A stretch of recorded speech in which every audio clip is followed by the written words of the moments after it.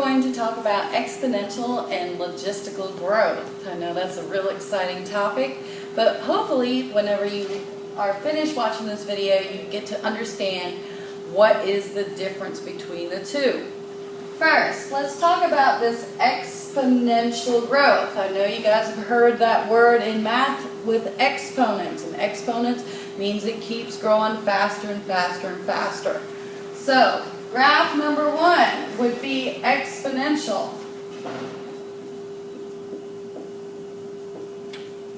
And then you notice after exponential, right here you still have exponential growth, but then it reaches this one little limiting factor, and then you have an up and down type of carrying capacity. Now those are all words that are unknown to you, but we're going to go over them in just a few minutes. So this would be exponential, whereas this one would call logistic.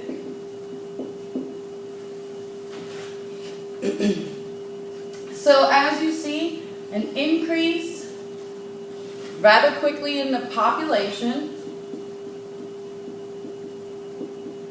over a short amount of time is called exponential. Whereas on the other graph, here you would still have exponential, but right here it hits something. Something happens to stop that population from growing, and that's called a limiting factor.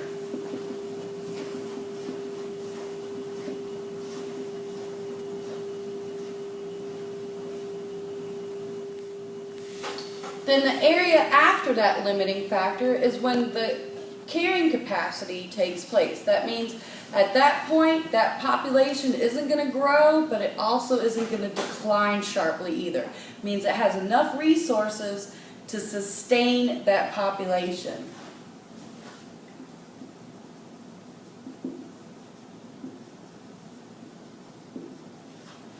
Okay, so let's talk about some of the different ways or different things exponential growth occurs. One, bacteria does it. People.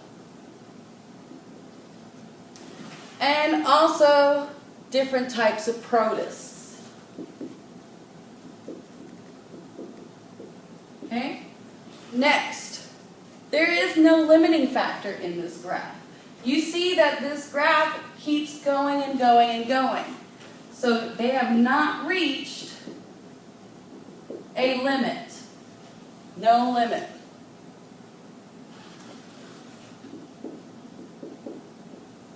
When there's no limit, that means there's ideal resources and enough resources.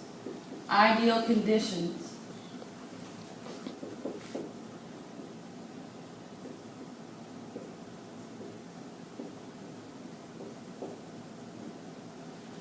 Okay, so the difference between exponential and logistic is that this one has a limiting factor. The population is going to reach the capacity to survive.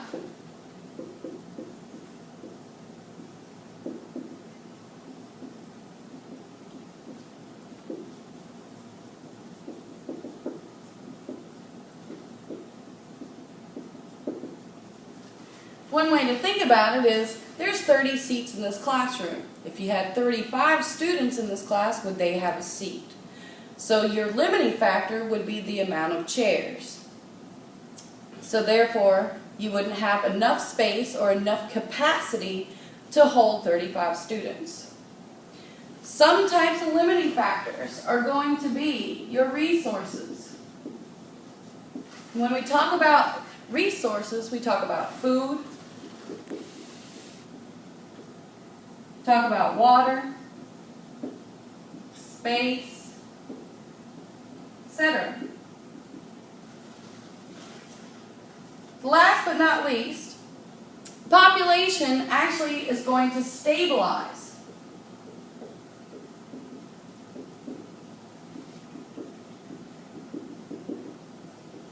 And that's where you see the carrying capacity. Because at that point, there's enough food for 30, 40 depending on the size or the area. As far as food, stop. I got tongue tied. Keep going. Hold on a second. Okay. Population stabilizes with fluctuations. Okay. Let me backtrack. Alright, so the population is going to stabilize during the carrying capacity, because at that point all the resources is going to be able to hold or sustain that one population. Of course, you notice it's not a straight line. It goes up and down, and those are called fluctuations.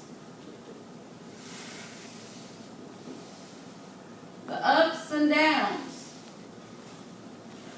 which is totally normal because you're going to have birth rates and death rates, which causes the population to vary.